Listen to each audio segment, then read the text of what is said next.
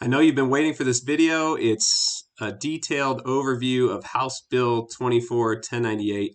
Nothing that you'd be rather be doing right now than watching this video about a new law, I'm sure. So my name is Daniel Preshaw. I'm the broker and owner of His House Property Management, and I wanted to just give you an overview of this bill, what it means for you as a landlord, maybe some recommendations on how to handle it and navigate it because it's very complex. So without further ado, here we go.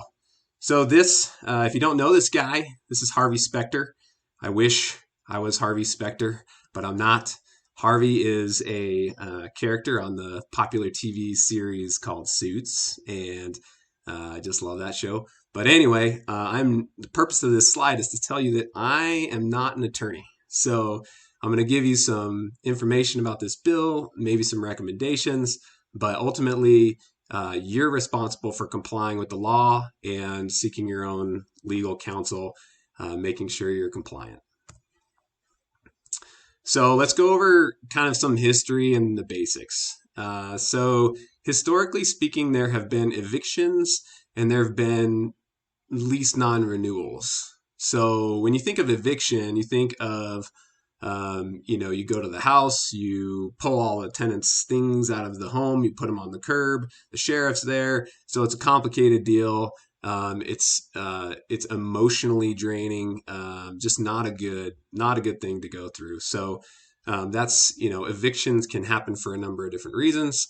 But there's a difference, right, between evictions and not renewing a tenant's lease. And historically, if you had a tenant who perhaps is just kind of a bad actor, someone you don't like because of certain reasons, maybe they're damaging the property or just more wear and tear to the property than you'd prefer, or they got an unauthorized pet, or they might have an unauthorized person living there, and it's you've kind of converted them to a month-to-month term. You can end their lease, right? Like that's historically been something that the landlord has the right to do, and this law essentially eliminates lease non-renewals and reclassifies them as something else, as an eviction, really. So there are two classifications now. We have for-cause evictions. For-cause evictions are for reasons that we historically know evictions to be for. So lease non-compliance, repeat lease violations, substantial violations to the lease, and monetary default. So those are the four primary reasons that you would evict a tenant, and you have to go through a specific process in order to do that. Now, the new law, House Bill 24-1098, creates a new category or classification for evictions. It's called no-fault eviction. And what the law is talking about here is really non-renewals of lease agreements as we know them historically. So a landlord's ability to terminate that lease at the end of a lease term is now strictly limited to pretty much 6 specific options. This law went into effect on April 19th, 2024, so just a few weeks ago. We're still trying to get our hands fully wrapped around it, and so are our attorneys, and it's complicated. The bill is 20 pages long. There's a lot of detail that's in the bill, but it's something we're trying to get our hands around and understand so that we can continue to provide a good service to our clients. So here are those 6 grounds for what I'm going to call no-fault evictions. So if you want to terminate a tenant's lease agreement, these are your options right here. You have 6 of them. Number 1 is demolition or conversion. Each of these 6, before I continue, each of these 6 have specific conditions that have to be met in order for you to use it. So, for example, first one, demolition or conversion, you have to provide the tenant a description and timeline of the project, a proposed start date of the project, and a building permit if you're going to be demolishing the building, or if you're going to be converting it perhaps to a short-term rental property. You have to provide them with a business license. So there are some very specific conditions that you have to meet in order to terminate a tenant's lease for the purposes of demolishing or converting the property. Second is substantial repairs or renovations. Very similar to the first one, you have to provide the tenant a description and expected completion for the project. And when it's done, when the project is done, the tenant gets the first right of refusal to sign a new lease when that project is complete. I believe that in the bill it says that if that's only the case, the tenant only has the first right of refusal if the project is going to be 180 days long or shorter. So there's that one. Number 3 is that the landlord or landlord's family is going to be moving into the property, and the family member has to move in 3 months after the tenant leaves.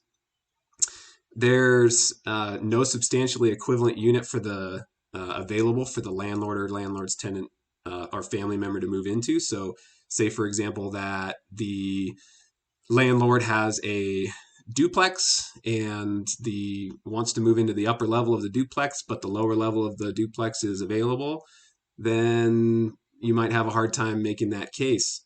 And then you cannot list the property as a long-term or short-term rental for at least 90 days after the tenant is required to vacate. So there's some restrictions on the timeline for using this ground for no-fault eviction. Number 4 is that the landlord is selling the property. So the landlord cannot list the property as a long-term or short-term rental for at least 90 days after the tenant is required to vacate. And you also have to use or have to provide a copy of the MLS listing if you're planning on selling. The tenants, number 5, this might be one of the only or maybe the easiest options for terminating a tenant's lease, and that's that the tenant refuses to sign a new lease with reasonable terms. So I'll talk about it in a minute about retaliatory rent increases, but basically we don't know what reasonable terms mean yet, right? Like that's something in the law that is really hard to wrap our minds around, and what really is reasonable, right?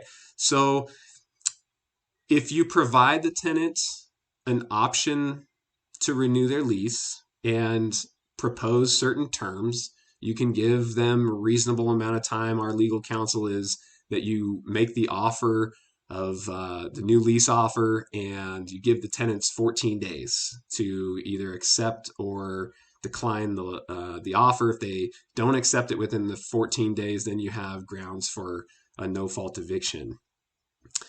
So I think that's probably going to be one of those that we're going to use frequently, but someone's going to be a test case for this in front of a judge, which, you just have to be careful with what's reasonable. If we're doubling the rent, that's probably not reasonable. But, if we increase the rent or propose to increase the rent by 20%, is that reasonable? Perhaps.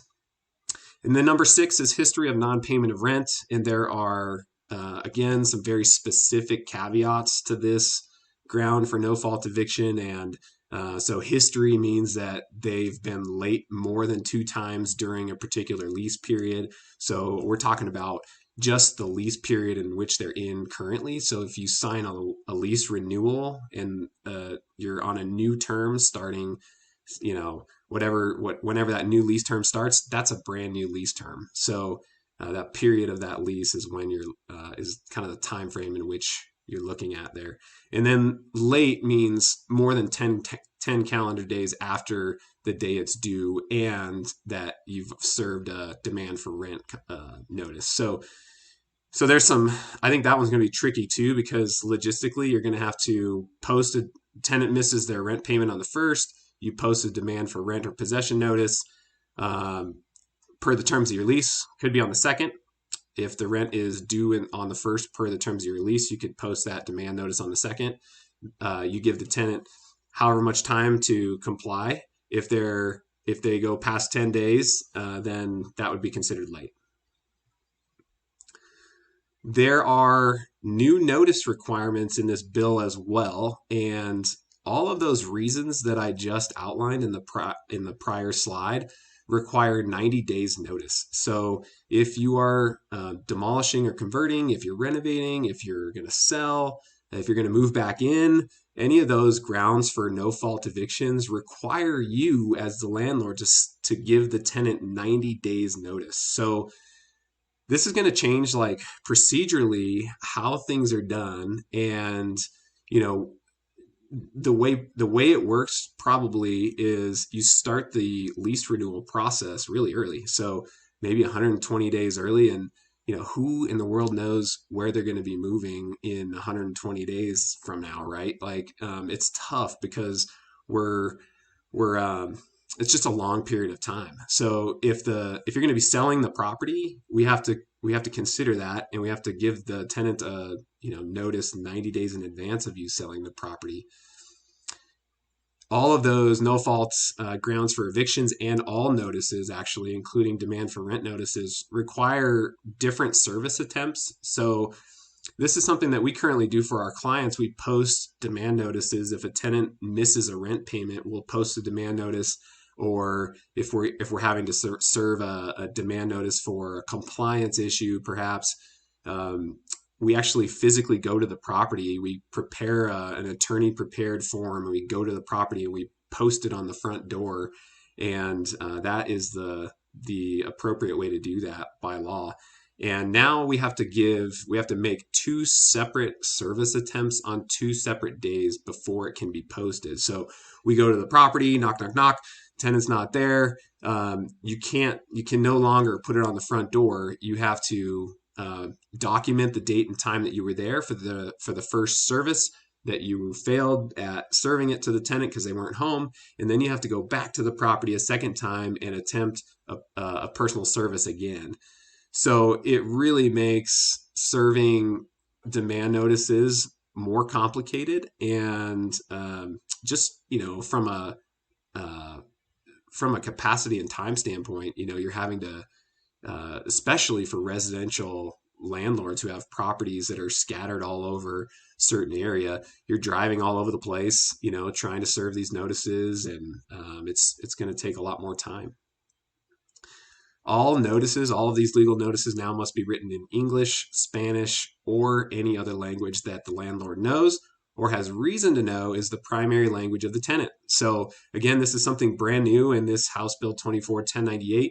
Our attorneys are working tirelessly at preparing these demand notices that are compliant and are in multiple languages. So if you haven't already, now would be a great time to send a survey to your tenants and ask them what their primary language is. So we sent one recently that said something to the effect of, in order to comply with Colorado law, please provide your primary language. So something to the effect of that, and asking tenants to respond so that we can know that information and be compliant.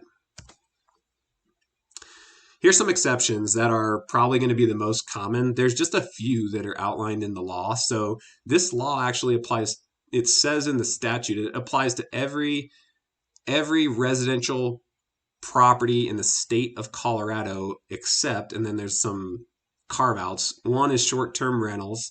Two is owner-occupied rentals. And there's a very specific definition in the bill. I'd be happy to share that with you if I'll have my email address at the end of this presentation. Three is if they're squatters, so you can expedite the eviction process if there's a squatter in your home. Four is mobile homes, and then five. This was not originally written into the bill, but it was in the final version because of a lot of landlord advocacy groups that were fighting really hard against this bill. And I think this is going to end up being really important. So that the tenant has occupied the property for less than 12 months, and the lease term also must be less than 12 months. In those cases, your notice requirement to terminate a lease is only 28 days. Some other considerations: if a landlord violates the law, the tenant has the right to seek relief after they vacate the property, which means they can sue the landlord after the fact. So that's exciting. It's kind of interesting because I had a call from one of our clients today, and she said, I'd like to move back into my property. She's been planning this for a while, and it's a tough deal because this law went into effect recently and has altered her plans. And she said, well, have you provided information to the tenants about this new law? Um, and I said, well, it's kind of irrelevant, right? Like the law exists, and the tenant has the right to seek relief and sue you after the fact if you do something wrong here. So let's make sure we do this right and that we're compliant, to protect you. So you have to be aware that this is written into the law. Another thing is that a landlord cannot use retaliatory rent increases to circumvent the requirements and prohibitions of the law. So that's specifically outlined in the bill. So here are my recommendations. First of all, you need to get your attorney on speed dial, if you don't already have one. Your leases need to be ironclad. Your demand notices that you're serving to your tenants need to be ironclad. You have to be dialed in on these things, because let's say, for example, that you're going to move back into your home. You give the tenant notice, a 90-day notice by law. You think you're good to go, and there are mistakes on your demand notice, and you have to start the process over because of the errors on your demand notices, and you can no longer go through a just cause or a for cause eviction. It's going to put you in a bad situation, right? Like then you're going to be 6 months out before you can have possession of your property. So your demand notices need to be really dialed in. You need to have your attorney on speed dial, or be working with a property management company that knows what they're doing and is reputable in your market. And then the last thing is you need to be signing initial lease terms of 51 weeks. This is critically important, in my opinion, because if you sign a lease to a brand new tenant and it's 12 months, then you're outside of the carve out of that exception. So if that tenant has been a tenant less than 12 months, then you can give them notice with 28 days to vacate and move on. So I think the analysis and kind of as you're going through the lease renewal process and you have a 51-week lease that you signed with this tenant, you're looking at whether or not you want to renew that tenant. It's going to be really important to look at their payment history, their communication habits, the condition of the property. So many things are going to come into play, and this is what we're going to recommend is 51-week lease. So this is a little bit lengthy of a video, but I sure hope that helps you with understanding House Bill 24-1098. Feel free to reach out, send me an email, or give us a call. Happy to be a resource for you as you navigate the complexities of this new law, and hope you have a good one.